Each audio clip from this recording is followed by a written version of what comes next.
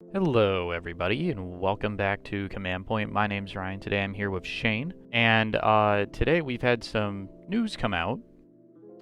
There's a new balance data slate for Kill Team, and it says Q1 2022, so this is a quarterly data sheet, so there's going to be 4 of these throughout the year. Yeah, it's kind of the first data slate we've kind of ever had for this game. We've had FAQs in the past that have included balance changes, but this is the first time we've had something that is specifically for balance, which I think is pretty significant. Yeah, I think so too, and I think it's a step in the right direction for the game. But let's just get into it. I'm going to start at the top here under core rules. It says new core rules. Some rules allow you to activate operatives in succession before your opponent can activate. Regardless of such rules, you can never activate more than 2 operatives in the same turning point before your opponent has had a turn to activate a ready operative or perform Overwatch. So that kind of throws a wrench in like the Pathfinder, Yeah. 4 model chain activation type stuff. Yeah, this isn't listed under Pathfinders, but this is a Pathfinder nerf. It's like a stealth nerf for Pathfinders. Because I can't think of another team that has stuff like that, to that extent. Like, there's a lot of GA2 stuff, but I think Pathfinders were the only ones off the top of my head that were creating problems with that kind of interaction. Yeah, so speaking of Pathfinders, do you want to talk about their section? Yeah, I mean, Pathfinders got the nerf bat. It happened. I mean, a lot of people kind of expected it. I'm not terribly surprised personally, but I mean, let's see what they did specifically, because there was a lot. I mean, this team's really good. So, first and foremost, a worthy cause, tactical play, 2 CP, can only be used once per battle, and only if you don't have the initiative. So, basically, I mean, this was a play that was getting used every turn. I mean, even like turn 1, Pathfinder players were using it. So the fact that it's 2 CP, you can only use it once, and now the limit, there's now conditions for when you can use it. This is a huge nerf to worthy cause. I think it's fine. I don't think it's too much. In my opinion, I think in general, stratagems and ploys like this are really hard to have like balanced. I mean, we kind of saw the same, not the exact same ploy, but like with the Brotherhood of Demigods that Custodes had, it was very like, it would disrupt the flow of the game. Yeah. And Worthy Cause was the same thing. And now I don't think this is going to be as big of a problem. It'll come up once, and when it does come up, that new core rule that you can't activate more than 2 guys in a row is going to seriously put a wrench in, you know, the drone controller into recon drone into, you know, whoever, whatever into else, another guy. Yeah. It's that's no longer going to be a problem. Okay, and after that, the Assault Grenadier Pathfinder Operative. Delete the first sentence of the Grenadier ability. So basically, the first sentence was what allowed it to... Or it's the final sentence. Delete the final sentence. Final sentence, right. Yeah, sorry. But either way, the final sentence was the one that allowed them to use each grenade twice. They can no longer use each grenade twice. Now they get all the grenades still, but they're not getting 2 fusions and 2 EMPs and 2 whatevers. I think this is fine. Yeah. The Assault Grenadier was definitely on the obnoxious side. It was wholly unnecessary for a single model to have 6 grenades. Yeah, I would agree with that. And so they're not nerfing grenades outright, but they're nerfing this, which I think is fine.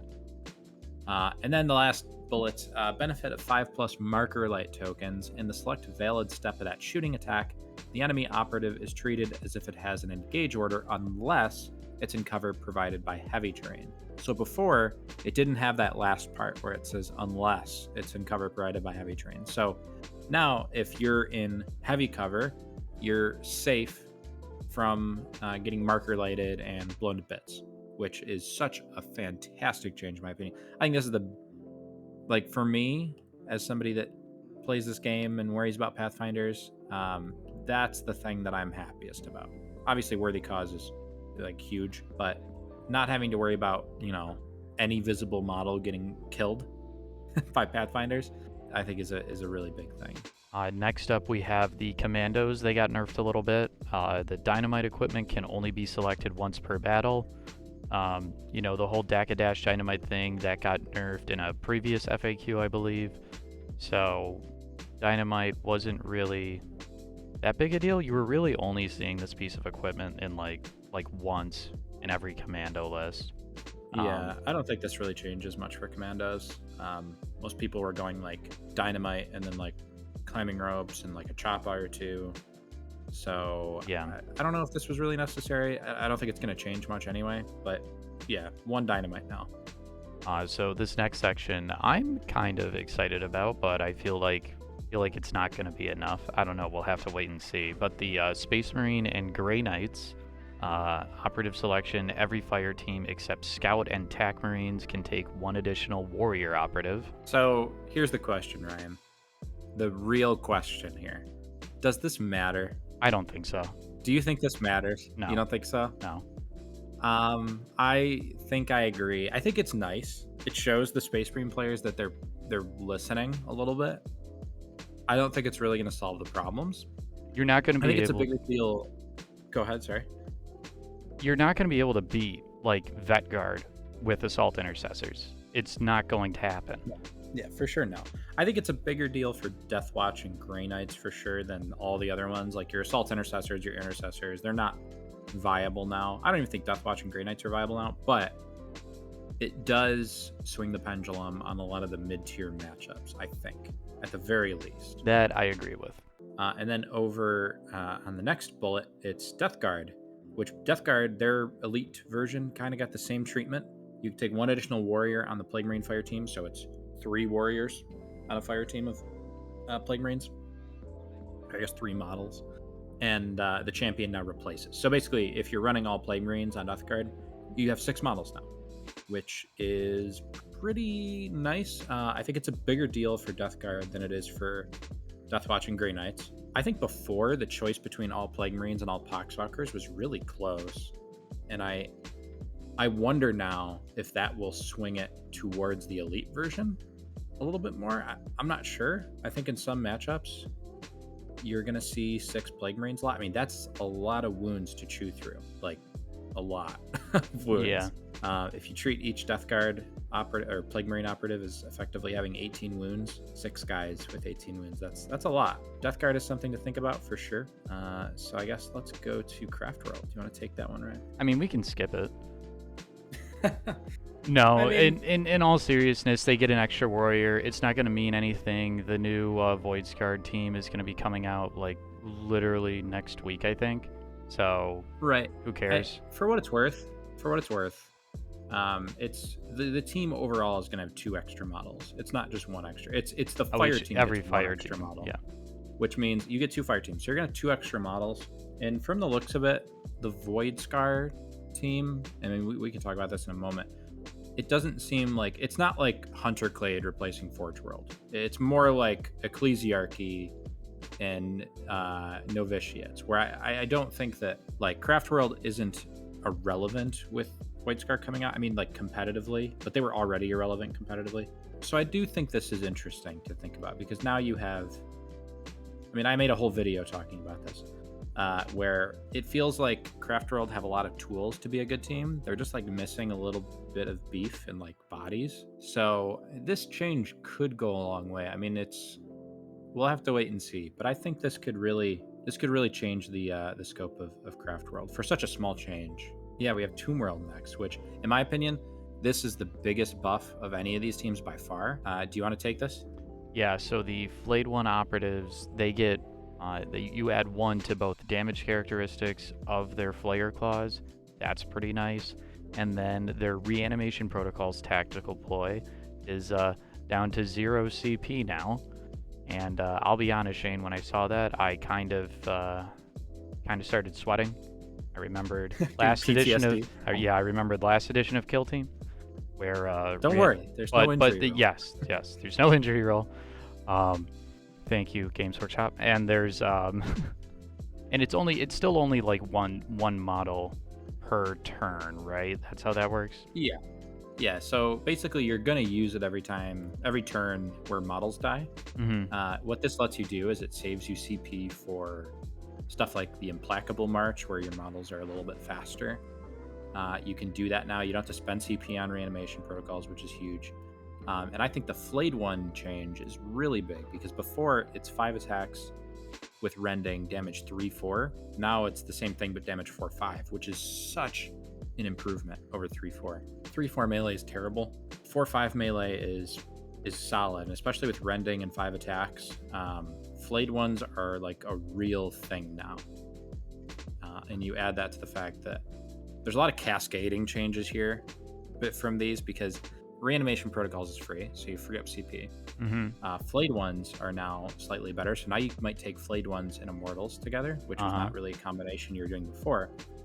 You're freeing up CP because of the free reanimation protocols to use implacable march more. Yep. And because you have these flayed ones that are marching up the board, maybe you're taking the nano scarab grenades, so you've got like actual grenade threats that are damage 3-4 with lethal 5 on these like models that are marching up. It totally changes so much about how you're approaching Tomb World and what their capabilities are, in my opinion, that I mean, this is like this, I see these changes, and this is like Tomb World is jumping up at least one whole tier, maybe like 2 tiers. This is a really big change. So rounding it out here, at the bottom of this data slate, they have a replaced army list. So it's basically talking about how as the game progresses, and you know, like the White Dwarf and like the kill team specific kill teams come out, Games Workshop expects us to be replacing like stuff from the compendium with these kill teams, and it makes sense. So Forge World, this is actually the outlier in this situation. Forge World being replaced by Hunterclade, I think there's an argument to be made where they're both very different. So there's not, I feel like there's a bit of a discrepancy there. It's not clear as to which one is really better over the other one. Thousand Suns being replaced by Warp Coven. Warp Coven is so much better than Thousand Suns. Nobody plays Thousand Suns anymore because of Warp Coven, so... and then Troop being replaced by, what's this? The Void Dancer Troop. So that's the new White Dwarf team coming up that we basically know nothing about, but now we know at least it's going to be kind of in the realm of like these other teams where it's, I think that tells us it's probably going to be an 8 model Harlequin team still, with a lot of the same ideas, but probably slightly better with more options. Pretty interesting. And I think the notable thing is like the absences as well. Like they're not replacing Brood Coven with Wormblade. Like they're not replacing Ecclesiarchy with Novitiates, or same thing for like Corsairs. And I'm surprised. I mean, I guess we have a lot to see still on the new Chaos team, but the Legionaries aren't listed here as replacing the Heretics. So probably because they don't have cultists. We'll see. Yeah, we'll see. Overall, I think these are good changes. Notable omission on the like buff nerf category, most nerf really. Nothing about Vetguard. Yeah.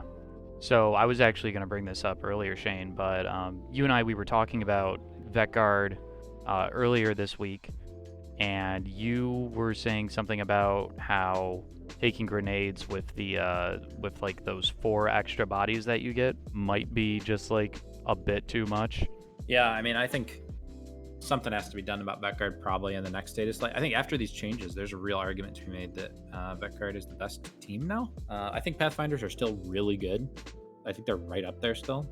I don't think these changes make them like not viable, but like to me, I guess this is like the hot take of the video, is I think now Vetguard is the de facto #1 team.